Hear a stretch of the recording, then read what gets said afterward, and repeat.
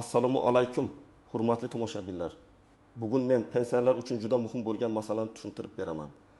Gap oddiy bir xabar haqida emas, pensiya pulini olish, uni yo'qotib qo'ymaslik, ortiqcha tekshiruvga tushib qolmaslik va keyinchalik qarzdor bo'lib qolmaslik haqida ketyapti. Bu barcha pensionerlarga taqiqlanadi. Yangi qoidalar degan gapni ko'pchilik eshitib xavotirga tushyapti. Kimga taalluqli emas, nimalarni qilish mumkin emas, qaysi holatda pensiya to'xtatilishi yoki qayta hisob-kitob qilinishi mumkin. Men bularning hammasini oddiy tilda tushuntiraman. Iltimos, hoziroq kanalga obuna bo'ling. Videoga like bosing. Chunki bunday ma'lumotni bitta pensioner bilmasa, ba'zan bir necha million so'mgacha pulni qaytarishga majbur bo'lib qolishi mumkin. Endi asosiy masalaga o'tamiz. Avval pensiya masalasida ko'p ishlar qog'oz orqali yuritilar edi. Pensioner mahallaga, bankka, pensiya bo'limiga borardi, ariza yozardi, ma'lumotnoma olib kelardi. Ko'p holatda ma'lumotlar kechikib yangilanardi. Masalan, pensioner ishlashni boshlasa, yashash manzilini o'zgartirsa, chet elga uzoq muddatga chiqib ketsa yoki pensiya olishga ta'sir qiladigan boshqa holat yuz bersa, bu ma'lumot tegishli idoralarga darhol yetib bormasdi. Natijada ayrim odamlar bilib yoki bilmay ortiqcha pul olib yurardi. Endi esa ko'p ma'lumotlar elektron bazalar orqali tekshiriladi. Bankdagi operatsiyalar, yashash manzili, ishga kirish yoki ishdan chiqish, nogironlik muddati, bo'g'uvchisini yo'qotganlik bo'yicha hujjatlar, vasiylik yoki ishonchnoma holatlari avvalga qaraganda tezroq solishtiriladi. Shuning uchun yangi tartibning asosiy mazmuni shuki, pensioner pensiya olishga ta'sir qiladigan ma'lumotni yashirishi, boshqa odamga o'z kartasini nazoratsiz berib qo'yishi, vafot etgan odam nomidan pensiya olishni davom ettirishi, soxta hujjat bilan to'lov talab qilishi. Ikki joydan bir xil asosda pul olishi qat'iyan mumkin emas. Men bu yerda juda aniq aytaman. Har bir pensioner jazolanadi degani emas. Halol pensiya olayotgan, hujjatlari joyida bo'lgan, ma'lumotlarni vaqtida yangilab yuradigan odam xavotir olmaslik kerak. Lekin qoidani bilmaslik ham ba'zan muammo keltiradi. Ayniqsa pensiya kartasi farzandlarda bo'lsa, pensioner boshqa viloyatga ko'chgan bo'lsa, nogironlik muddati tugashiga yaqin bo'lsa yoki ishonchnoma orqali pensiya olinayotgan bo'lsa, juda ehtiyot bo'lish kerak. Birinchi muhim jihat, pensioner o'z pensiya kartasini begona odamga, qo'shniga, tanishga yoki hatto qarindoshga ham nazoratsiz berib qo'ymasligi kerak. Albatta farzandi onasiga yordam berib, bankomatdan pul olib kelishi hayotda uchraydi. Bu o'z-o'zidan jinoyat emas. Lekin muammo qachon boshlanadi? Pensioner pul qayerga ketayotganini bilmasa, kartadagi SMS xabarnoma boshqa odam telefoniga ulangan bo'lsa, karta orqali kredit olinayotgan bo'lsa, qarz to'lanayotgan bo'lsa yoki pensionerning roziligisiz pul yechilayotgan bo'lsa. Bu juda xavfli holat. Masalan, 72 yoshli otaxonning pensiyasi oyiga 1.800.000 so'm deylik. U kartasini nabirasiga berib qo'ygan. Nabirasi har oy 1 million so'mni olib keladi. Qolganini esa kommunal to'lovlarga ishlatdim deydi. Oradan bir yil o'tib qaralsa, karta orqali onlayn kredit olingan, foizlar qo'shilgan, otaxon esa bundan bexabar. Bunday vaziyatda bank hujjatlarga qaraydi. Karta egasi otaxon, SMS tasdiqlash kelgan, operatsiya bajarilgan. Keyin isbotlash juda qiyin bo'ladi. Shuning uchun men doim aytaman, pensioner kartasi pensionerning nazoratida bo'lishi shart. Yordam kerak bo'lsa, ishonchli farzand yordam bersin, lekin har bir kirim-chiqimni pensioner bilsin. Ikkinchi muhim jihat, pensiya olishga ta'sir qiladigan o'zgarishlarni yashirish mumkin emas. Masalan, odam nogironlik pensiyasi olyapti. Nogironlik muddati 1 yilga belgilangan bo'lishi mumkin. Agar qayta tibbiy ko'rikdan o'tish vaqti kelib, pensioner bormasa, hujjat yangilanmasa, to'lov to'xtashi mumkin. Ba'zilar oldin olib yuraverganmiz, yana tushaveradi deb o'ylaydi. Yo'q, endi bunday holatlar ko'proq nazorat qilinadi. Uchinchi jihat, bo'g'uvchisini yo'qotganlik pensiyasi ham ehtiyot bo'lish kerak. Masalan, bola 12 yoshgacha pensiya oladi. Agar kunduzgi ta'limda o'qisa, belgilangan yoshgacha davom etishi mumkin. Lekin bola o'qishni tashlab qo'ysa yoki sirtqi ta'limga o'tsa, bu holat pensiya huquqiga ta'sir qilishi mumkin. Agar oila bu ma'lumotni bildirmasa va pul olish davom etsa, keyin ortiqcha to'langan summa qaytarilishi talab qilinadi. Bu yerda gap 100.000 so'm haqida emas, bir necha oy yoki bir necha yil yig'ilib qolsa, katta qarz chiqadi. To'rtinchi jihat, vafot etgan pensioner nomidan pensiya olish qat'iyan mumkin emas. Bu eng og'ir va eng ko'p uchraydigan muammolardan biri. Ba'zi oilalarda pensioner vafot etadi, lekin kartasi uyda qoladi. Farzandlar bu oy tushgan pul baribir otamizniki edi deb o'ylab yechib oladi. Men buni juda ochiq aytaman. Vafot etgan kundan keyingi davr uchun tushgan pensiya qonuniy asosda qayta hisoblanadi. Agar ortiqcha to'langan bo'lsa, qaytarilishi kerak bo'ladi. Agar bila turib yashirilgan bo'lsa, bu oddiy xatolikdan ham og'irroq baholanishi mumkin. 5-jihat, bir xil asosda 2 marta to'lov olish mumkin emas. Masalan, bir fuqaro bir vaqtning o'zida bir nechta turdagi ijtimoiy to'lovga da'vo qilishi mumkin, lekin qonunchilikda qaysi biri birga beriladi, qaysi biri tanlov asosida beriladi. Aniq tartib bor. Qo'shnim oldi, men ham olaman degan usul ishlamaydi. Har bir to'lovning o'z sharti bor. Pensiya, nafaqa, kompensatsiya, moddiy yordam bularning har biri alohida tekshiriladi. Men pensionerlarni 3 guruhga bo'lib tushuntiraman. Birinchi guruh pensiyasini o'zi olayotgan, kartasi o'zida, yashash manzili aniq, hujjatlarida o'zgarish yo'q, hech qanday qo'shimcha shubhali holat yo'q pensionerlar. Bunday odamlar ortiqcha vahimaga tushmasin. Siz uchun asosiy vazifa oddiy. Kartangizni nazorat qiling, hujjatlaringizni yo'qotmang, bank SMS'larini tekshirib yuring. Ikkinchi guruh pensiyasini farzandi, kelini, nevarasi yoki boshqa qarindoshi olib beradigan pensionerlar. Bu guruh ehtiyot bo'lishi kerak. Men qarindosh yordam bermasin demayapman. Aksincha yoshi katta odamga yordam kerak, lekin yordam shaffof bo'lishi kerak. Pensioner har oy qancha pensiya tushganini bilishi kerak. Agar pensiya 2 million 300 ming so'm bo'lsa, pensionerga 1 million 700 ming tushdi deb aytish noto'g'ri. Pul yechilgan sana, miqdor qoldiq. Bank ilovasidagi operatsiyalar tekshirilishi kerak. 3-guruh hujjatlarida o'zgarish bo'lganlar. Masalan, pensioner boshqa tumanga ko'chgan, pasport yoki ID kartasini almashtirgan, familiyasi o'zgargan. Nogironlik guruhi qayta belgilangan, ishga kirgan, chet elda uzoq muddat bo'lgan, ishonchnoma orqali pul olayotgan, vasiylik rasmiylashtirilgan. Mana shu holatlarda o'zi avtomatik bo'lsa kerak deb kutib yurmaslik kerak. Ba'zan ma'lumot bazaga tushadi, ba'zan kechikadi, ba'zan qo'shimcha hujjat talab qilinadi. Eng to'g'ri yo'l tegishli idoraga murojaat qilib, holatingizni aniqlashtirish. Birinchi misol. Onaxon 68 yoshda. Pensiyasi 1 million 600 ming so'm. U qizi bilan yashaydi. Karta qizining qo'lida. Onaxon har oy oziq-ovqat va dori-darmon uchun pul oladi, lekin aniq hisobni bilmaydi. Bir kuni bankdan qo'ng'iroq keladi. Kredit qarzingiz kechikdi deyishadi. Onaxon kredit olmaganman deydi. Tekshiruvda karta orqali onlayn kredit rasmiylashtirilgani aniqlanadi. Bu holatda eng katta xato karta va telefon raqami nazoratsiz bo'lgan. Shuning uchun pensionerning telefon raqami o'zida bo'lishi, SMS xabarnoma o'z telefoniga kelishi, karta pin kodi sir saqlanishi kerak. Ikkinchi misol. Bir oila o'quvchisini yo'qotganlik pensiyasi oladi. Farzand kollej yoki universitetda o'qiyotgani uchun to'lov davom etadi. Keyin farzand o'qishni tashlaydi va ishlashni boshlaydi. Oila esa pensiya tushyapti, demak olishimish mumkin deb davom ettiradi.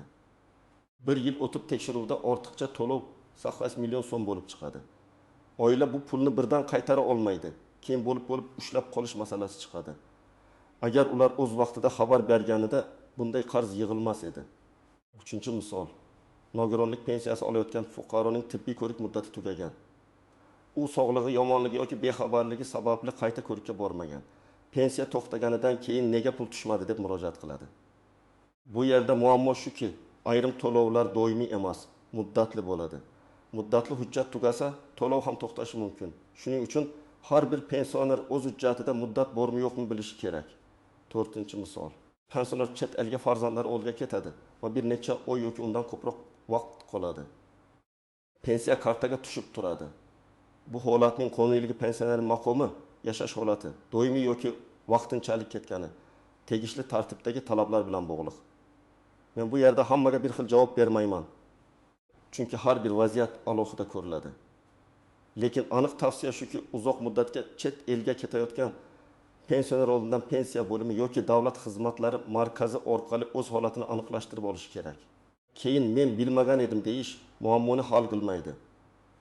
Endi eng muhim savol, hamma narsani taqiqlashdimi? Yo'q, pensioner farzandan yordam olishi mumkin. Pensioner bankka bora olmasa, qonuniy tartibda ishonchnoma berishi mumkin. Sog'lig'i og'ir bo'lsa, vakil orqali ish yuritish imkoniyati bor. Lekin bularning barchasi og'zaki kelishuv bilan emas, hujjat bilan, aniq vakolat bilan, muddat bilan bo'lishi kerak. Ishonchnoma masalasida juda ehtiyot bo'lish kerak. Ba'zi odamlar ishonchnoma berib qo'yadi, keyin uning muddati tugaganini unutadi. yoki ishonchnomasi faqat pensiyani olishga berilgan, lekin vakil boshqa ishlarni ham qilmoqchi bo'ladi.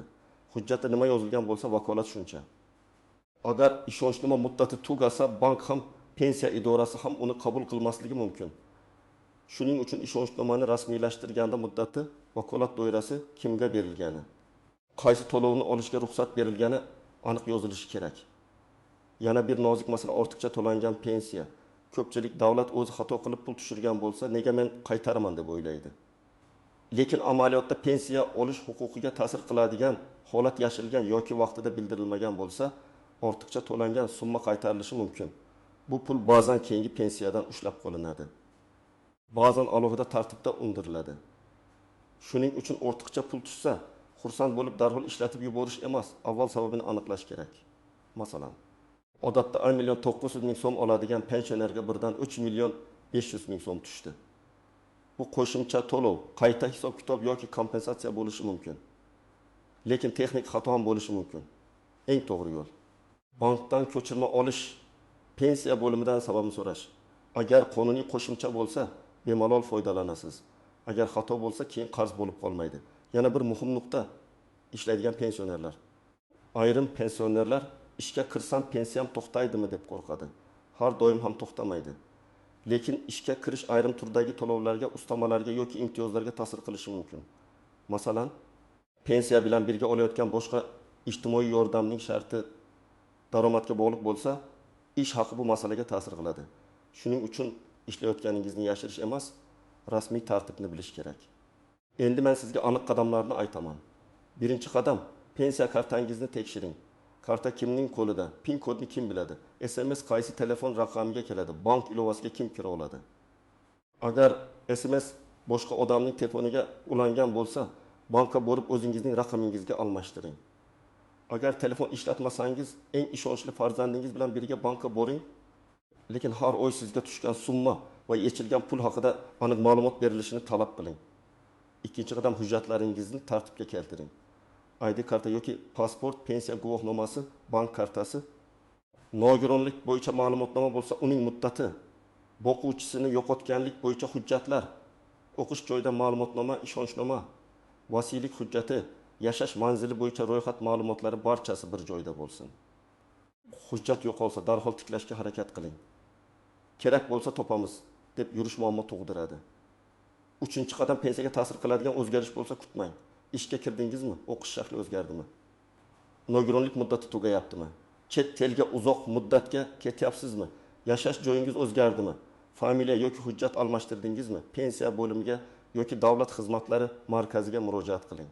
Murojaat qilganda oddiy qilib yozing. Mening holatimda pensiya to'loviga ta'sir qiladigan o'zgarish bor. Ushbu o'zgarish bo'yicha pensiya hisob-kitobini aniqlashtirib berishingizni so'rayman.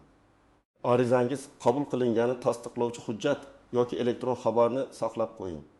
4-qadam, bank ko'chirmasini va to'lov tarixini vaqti bilan tekshiring. Har oy tushgan summa bir xilmi, qo'shimcha tushum bo'ldimi? Noma'lum yechimlar bormi? Onlayn to'lovlar bajarilganmi? Kredit yoki qarz bilan bog'liq operatsiyalar yo'qmi? Agar shubhali operatsiya ko'rsangiz, bankka darhol murojaat qiling va kartani vaqtincha bloklatishdan qo'rqmang. Kartani yangilash pulingizni yo'qotishdan yaxshiroq. 5-qadam, ishonchnoma bilan ishlayotgan bo'lsangiz, uni tekshiring. Ishonchnoma muddati tugamaganmi? Vakil kim? Vakolat qanday yozilgan? Faqat pensiya olishganmi yoki boshqa ishlar ham bormi? Agar vakilga ishonchingiz yo'q bo'lsa, ishonchnomani bekor qilish tartibini so'rang. Ko'pchilik bir marta ishonchnoma berdim, endi nima qilaman deb yuradi. Aslida qonuniy tartibda berilgan vakolatni bekor qilish masalasi ham mavjud. 6-qadam, vafot holatida oiladagi yaqinlar to'g'ri harakat qilishi kerak. Pensioner vafot etsa, tegishli hujjatlar rasmiylashtiriladi, o'lim qayd etiladi. Keyingi to'lovlar bo'yicha aniqlik kiritiladi. Kartaga tushgan pulni shoshilib yechmang. Avval qaysi davr uchun to'lov ekanini aniqlang. Dafn puli, meros, oxirgi oy uchun hisob-kitob kabi masalalar alohida tartibda ko'riladi. Bunda o'zboshimchalik bilan pul yechish keyin ortiqcha muammo keltiradi.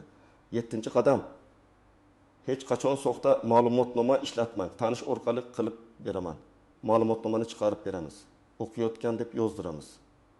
Nogironlikni uzaytirib beramiz degan gaplarga ishonmang. Bugun ko'p narsa elektron bazadan tekshiriladi. soxta hujjat bilan olingan pul faqat qaytarilmaydi, balki javobgarlik masalasini ham keltirib chiqarishi mumkin. Pensiya pulini himoya qilishning eng yaxshi yo'li hujjatni toza yuritishdir.